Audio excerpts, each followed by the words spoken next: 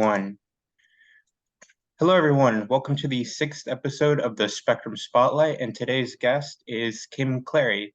Kim, could you introduce yourself for the audience?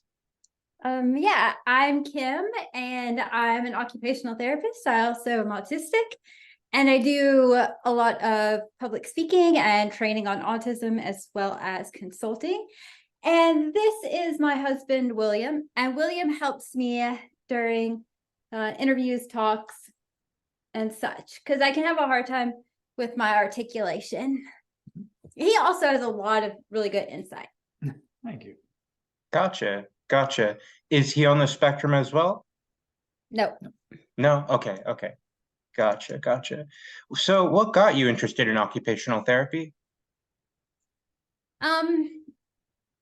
I always gravitated towards people with disabilities and differences, even as a young child, probably because I was different and I struggled a lot through school with learning and other challenges, but didn't get the right supports.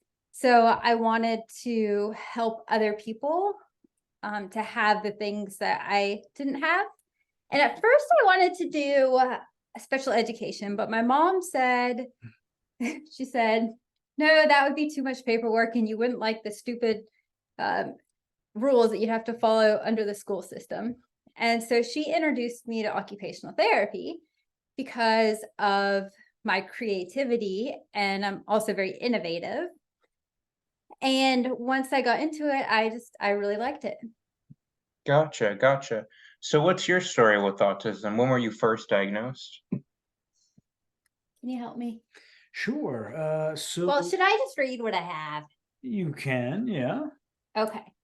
I have two parts to this one. So the first part is my diagnosis. The second part is why I decided to go into working with autistic people and doing public speaking. Okay, so the first one, my diagnosis. In college, one of my professors took me aside and said she thought I had OT. And I was like, okay. I did some research and thought, okay, this seems accurate. But I was already getting accommodations for ADHD. And so I didn't really see a point at that time of getting a diagnosis. But then after college, things really started falling apart for me. My living independently and working in a traditional work setting was really, really hard, especially with all the sensory challenges and just things like opening my mail. I had no idea how to do. And I fell apart, and my eating disorder, it started when I was 19, but it continued on. And that got even worse once I started living on my own. And the troubles I was having led me to pursuing getting an actual diagnosis so then I can get accommodations. Gotcha. How was that like? How hard was it to get accommodations? Because I know requesting accommodations can be pretty difficult sometimes. When I started, my coworkers already knew. They could already tell, and they were already helping me through some of the challenges that I had. I would have sensory overload and just run out of the room or curl up in a ball. And that was before my diagnosis. And so my coworkers already knew at least that I had sensory challenges, and they were already trying to accommodate me. The main accommodations was in psychiatric facilities when I was going through the system with my eating disorder. And Gotcha. Having them understand autism was a big deal. Gotcha. You mentioned eating disorders, which leads me to the name of this episode. So explain the relationship between eating disorders, sensory processing, and autism. Well, before that, I first wanted to tell you about why I started public speaking, which is... Oh, yeah, go ahead. It goes into the eating disorder. So go ahead. I struggled with an eating disorder for almost 20 years. It started at 19, and within the first decade of the eating disorder, I had over 10 admissions in 7 different facilities. Most admissions lasted 6 to 9 months. In other words, in my 20s, I spent more time in those places than out. And I was not able to work consistently and eventually just had to stop working. The lack of provider knowledge and understanding about autism in general, and even the understanding on autism and eating disorders was lacking so much, and that kept me in a perpetual state of cycling through the mental health system. I was told that my autism was moderate to severe and I would need to live in a nursing home. Eventually, I was told that they were putting me in hospice because I couldn't recover from my eating disorder. I knew that they were wrong with their assumptions and labels, and I just needed treatment that accommodated and worked with my differences, especially those differences with autism and sensory. Gotcha. So about the relationship with eating disorders, sensory processing, and autism, because I think you've spoken about this before in a podcast episode you had with Dr. Prezant, and I'm just curious as to what you think the relationship there is. There's so much about it. I have done so many trainings. So I'm going to try not to overwhelm with information, but first, it's important to understand that eating disorders aren't choices, and it's not something that people do for attention. They're mental illnesses. And when autism and sensory are also in the picture, it's a really hard mix. So can you kind of help me out? There's so much. Sure. Yes.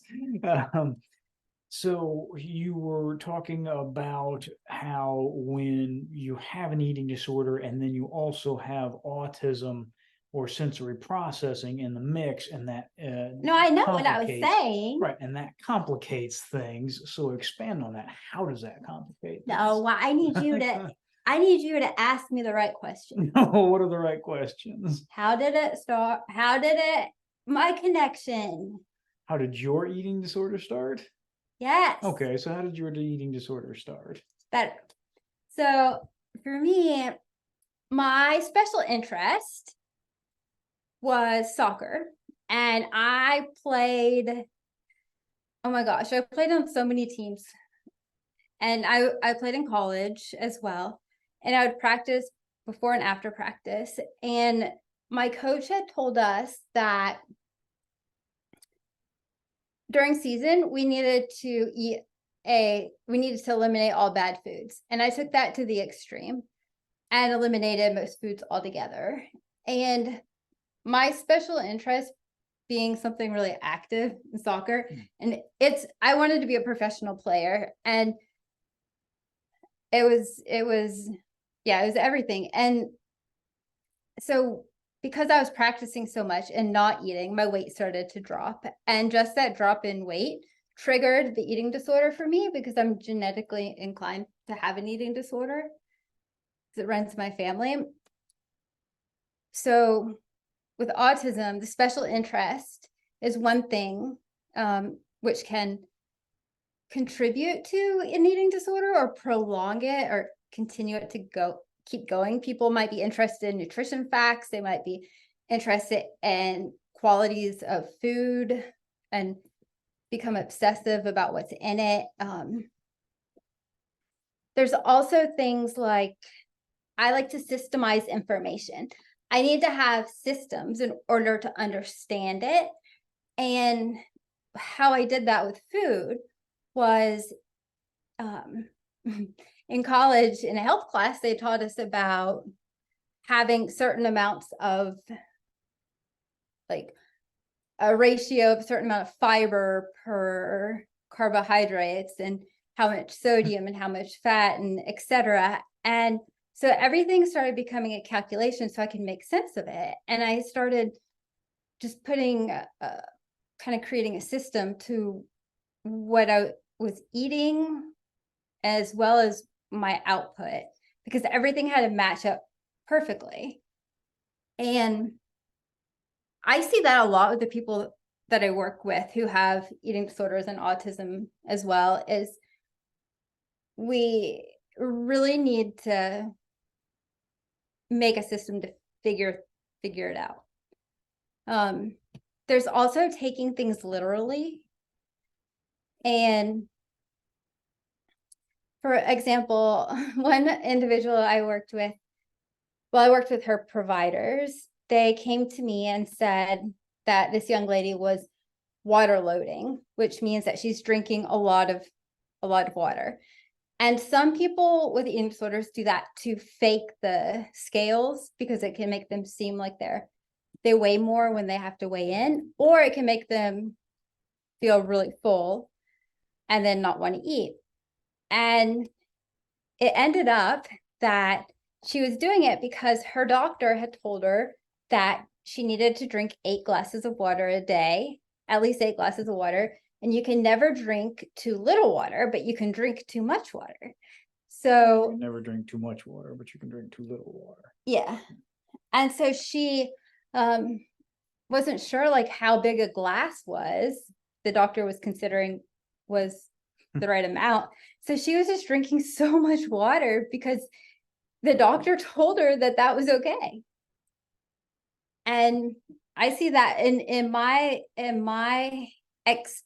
personal experience. I've taken things very literally as well, and that's run into problems with my eating disorder, such as with exercise and your heart rate, where I was told that your heart rate had to be a certain beat per minute for 12 consecutive minutes for it to be cardio, and that you have to have a certain amount of cardio to be healthy. And my heart rate doesn't go up very easily. It's naturally very low. And I ended up, and especially sustaining it, I can work out for hours upon hours and just work really, really hard, and my heart rate still does not move much. And that got me into trouble because I thought that I had to have it at 12 minutes, and it never was. As far as sensory stuff goes, oh gosh, there's a lot.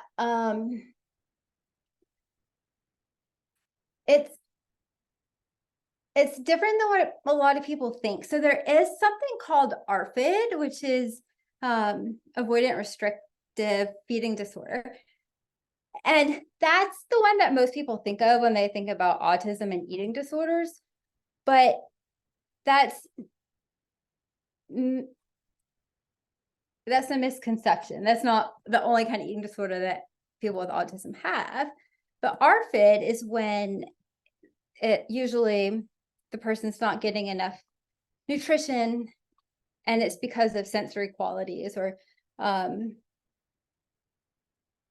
oral motor difficulties and such.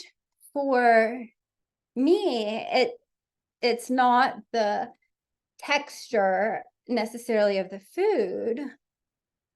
It's the stuff that goes on at the other times of the day. So if it's too loud, if I'm overstimulated, I'm not going to be able to eat, period.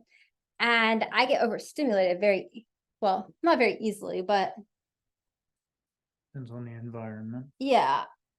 Gotcha. Yeah. And there's also some things where, like, if certain smells are really hard to tolerate, it's like, it makes me want to gag. And the smell of bacon makes me want to take off my clothes and run away, because the smell like sticks onto me, and then it's a fire inside my nose and it hurts really bad. And I don't want to smell like that all day. I don't want to be in pain. And eating in places like cafeterias can be really hard. And people chewing, William chewing is hard. And imagine going to a restaurant.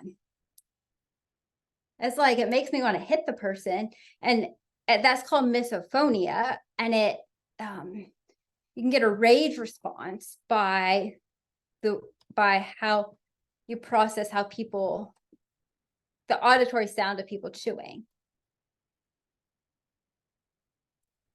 What else? Gotcha. That covered a bunch. Oh yeah, no, it doesn't.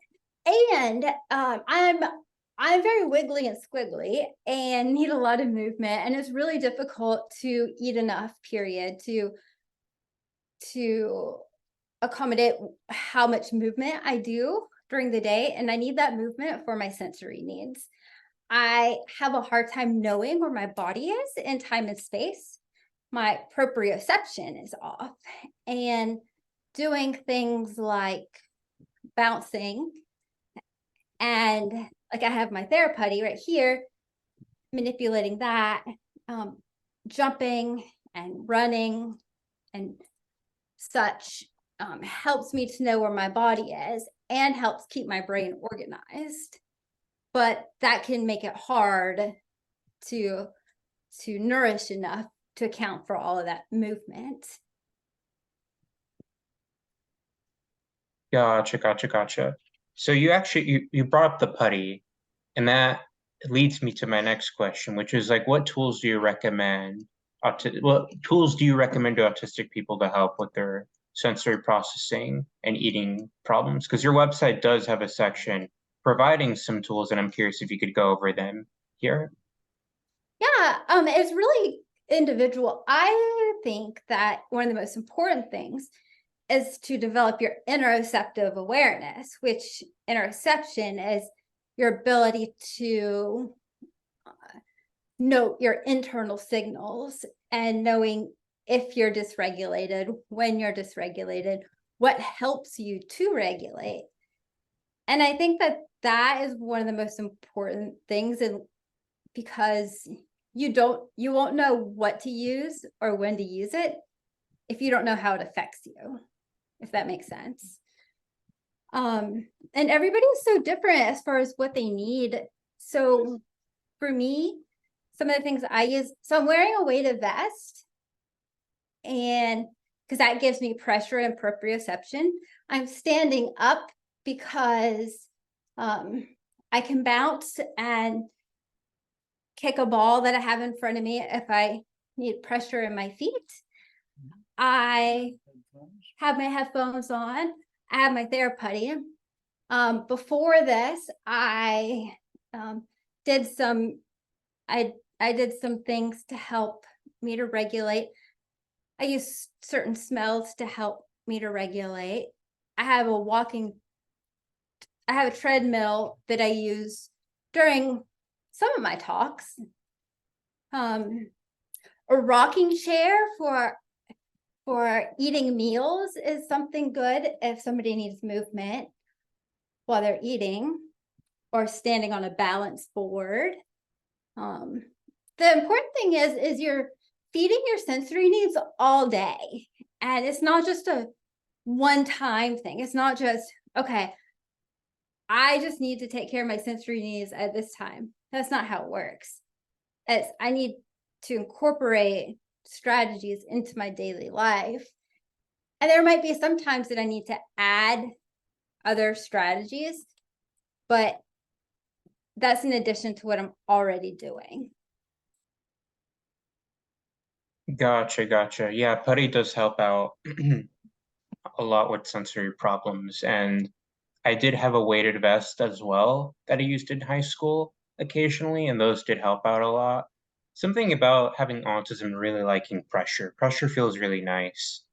Pressure Yeah, does feel really nice. helps you know where you're at. Yeah. Um, yeah, it's just so relaxing. I can't really explain why that is. Why do you think that is? It's because you know where you're at. It gives your muscles input. Because when you don't know where you're at, then yeah, you're more likely to tense up to figure, so your body can figure out where it's at. That's one of the things that I think why it's helpful. I'm picturing some other things in my mind, but I would need help retrieving them. No, no worries, no worries. If it comes back up, let me know. So speaking of interventions and interventions we think could help, this leads into my next question. What are your thoughts on ABA if that's not out of your comfort zone? No, it's not. So I think that ABA definitely has a bad rap, especially within the autism community, and rightly so. First time I saw an ABA intervention, it horrified me. It was like the child was like a dog. That's what it reminded me of, and it made me so sad. But I do know that for some people, ABA is helpful. I do know people with autism who have a good ABA therapist and who do find it very beneficial with that specific therapist. So I think sometimes, like, I think with a lot of professions, it really depends on the providers. I think in general, ABA training is probably not that great. I think that they might be missing a lot within their training, but some therapists might go beyond what typical ABA trainings are and end up using that knowledge in their practice. Gotcha, gotcha. I don't like it as far as what I've seen personally, but I do know that some people have benefited. And I know one of my clients, this happened recently, he has an ABA therapist and is at a day center, and the therapist contacted me to get my input about what was going on with his behavior, and because he had to write an intervention plan, and he used all the information that I gave him and my advice as far as like how to help this young man in that setting.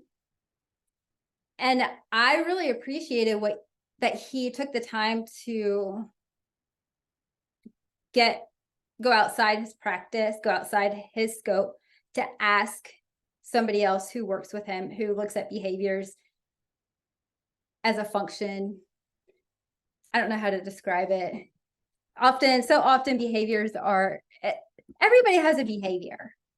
Behaviors are just what we do, and they have reasons. And sometimes behaviors are problematic, but you have to figure out what the problem is.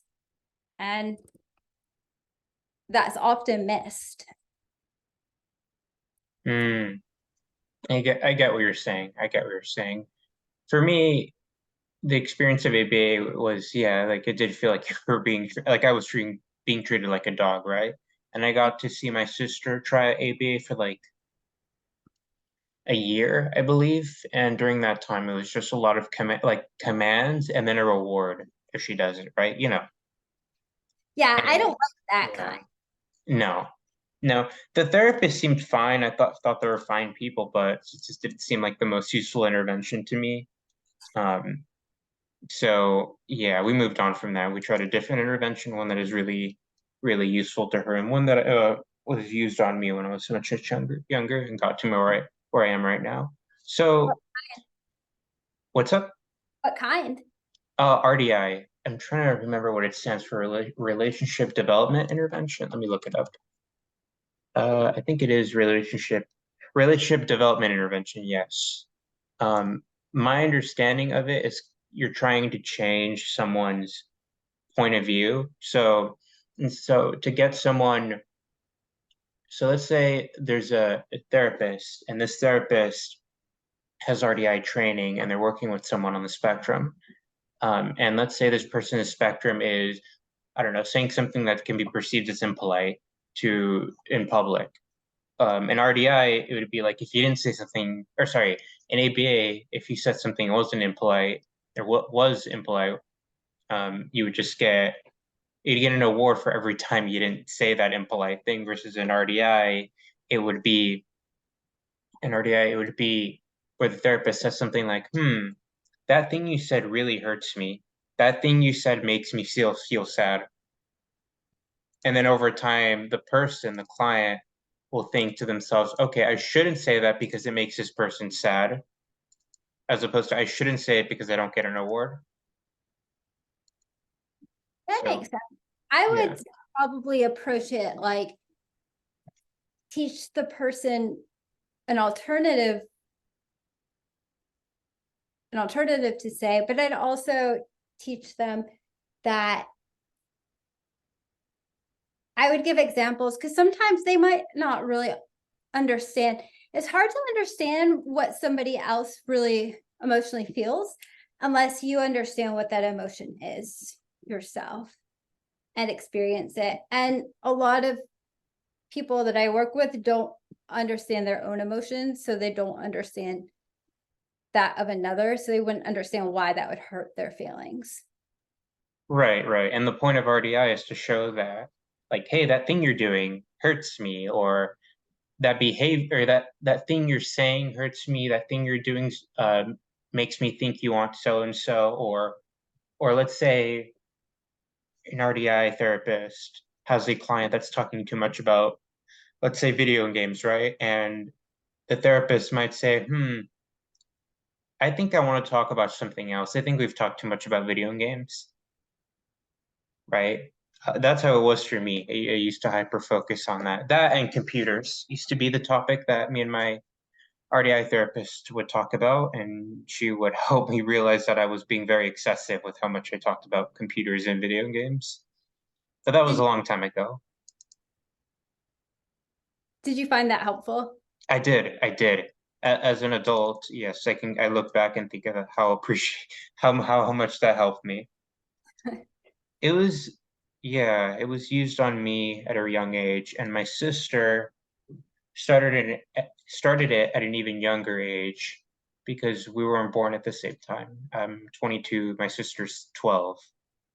So yeah, there's a big age gap between us. Did you learn how to tell when you're talking too much on a subject instead of just video games and computers, but expand that to like in general how you're talking too much about any topic? Well,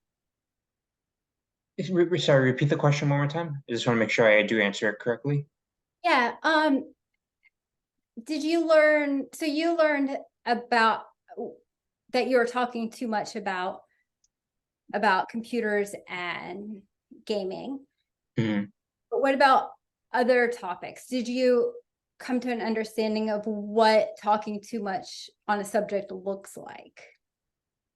So How can you now, yeah, I think where I started to get things was in high school when I entered ninth grade. That's when I got a lot more social because I was moved to a private school, and that private school is made for people like me, people with disabilities. And it was there that because the school was small, I had like a little over 100 people. I got to socialize a lot. I was able to build social skills that I didn't have before, and I had the RDI intervention. So combine those two things, and it really did make a huge difference. So I knew when I was talking too much about a thing, if there wasn't a lot of, if the person I was talking to wasn't reciprocating, if they weren't asking questions back or they weren't saying something back, something positively, I could tell the difference between just listening but having interest and not listening and not having interest, or listening but not having interest. I was able to pick up on that. Now I don't do that, or at least I try not to. Like I think I can read the room pretty well when people are sick of hearing about something, and then I just move on from it, right? So that's when I was able to figure it out. It's like there wasn't a lot of reciprocating if the room was quiet or the group of friends that was quiet, and yeah, that's how I figured it out. I just find it interesting to learn how people figure stuff out. Gotcha, gotcha. Yeah, it was a very, yeah, I used to not get it at all. And I didn't get it at all. I had to be told, hey, like that's enough about computers, David. Let's move on to something else. Now I did stop. I do remember I did stop if people told me it was too much. It wasn't like I was incapable of reading the room or like not listening, right? Like if I knew it was too much, it was too much and I didn't bring it up again. Yeah, you just weren't aware at the time, Yeah. Yeah, I unless wasn't. somebody like brought it up to you. Unless it was brought up, which I did move on, but then I was just kind of like, I don't know what else to say. I mean, that was like the only thing I was really interested in at the time. Now I could talk about a lot of things, and video games and computer are not one of them anymore. That's something I lost interest in a long time ago.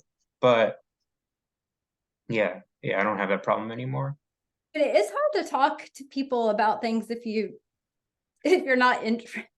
If you're not interested, like I do have a hard time with conversation because most things people talk about I really don't care about. So it's hard to sometimes find common interests.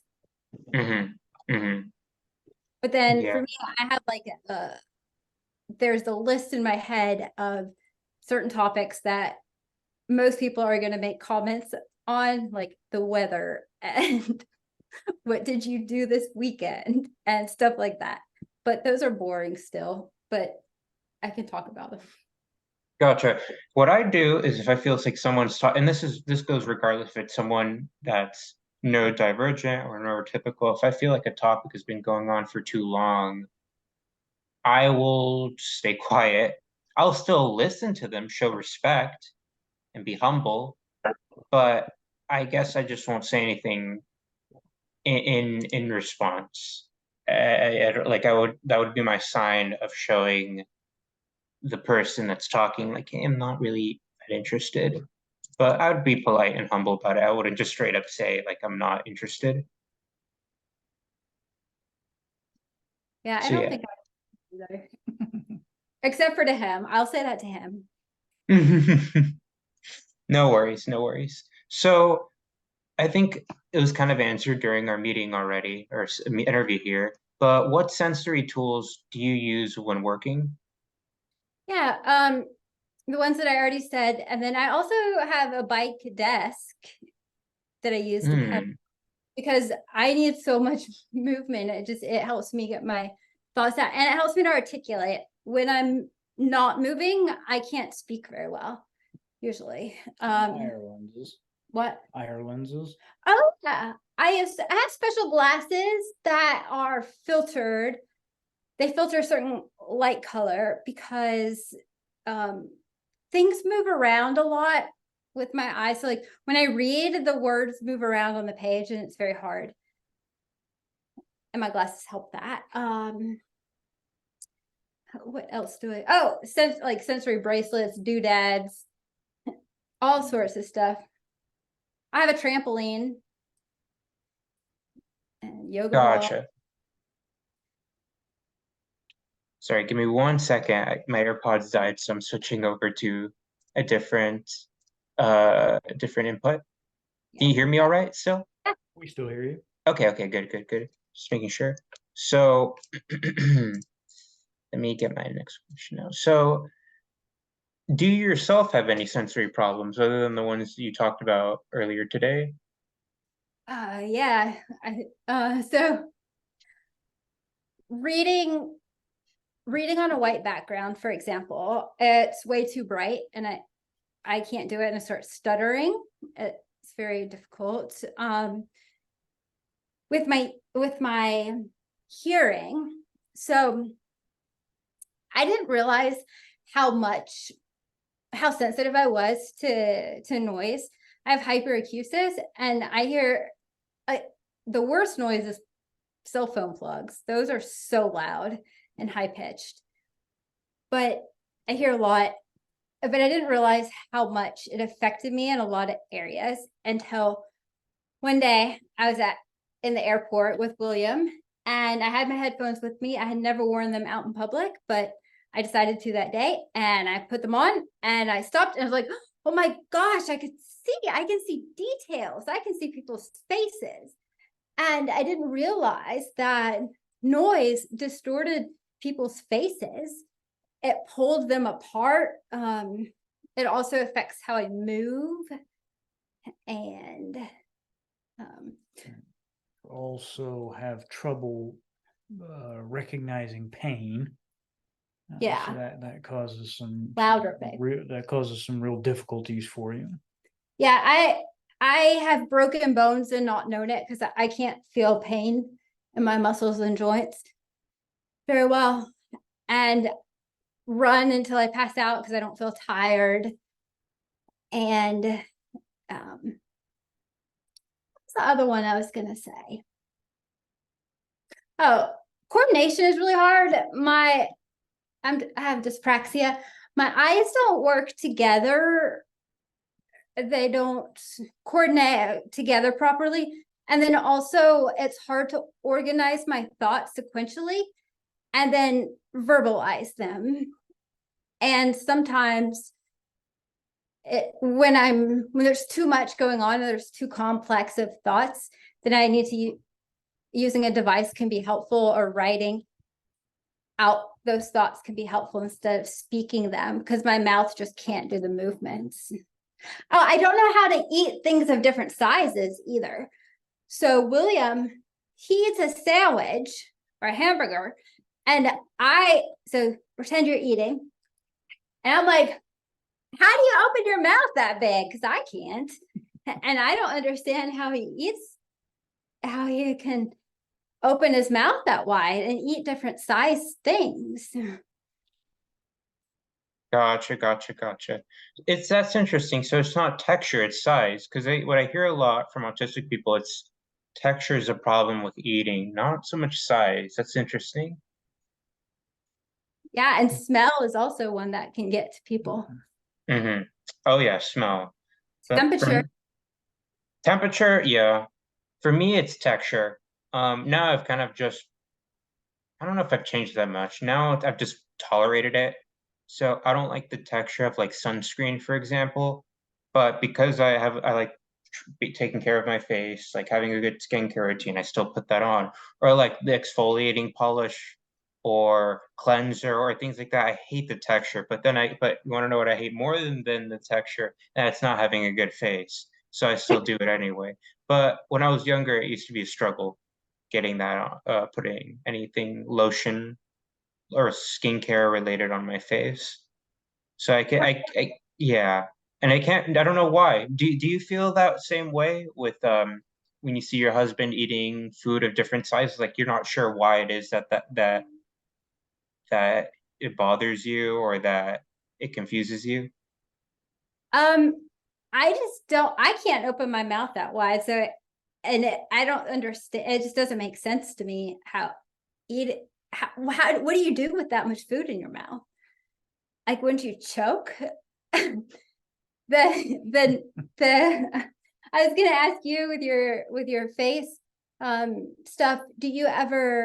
Are there times when you're very overwhelmed from the events of that day where you can't tolerate it, even though you can most of the time now? Sometimes. Yeah. Oh, let me put pause real quick.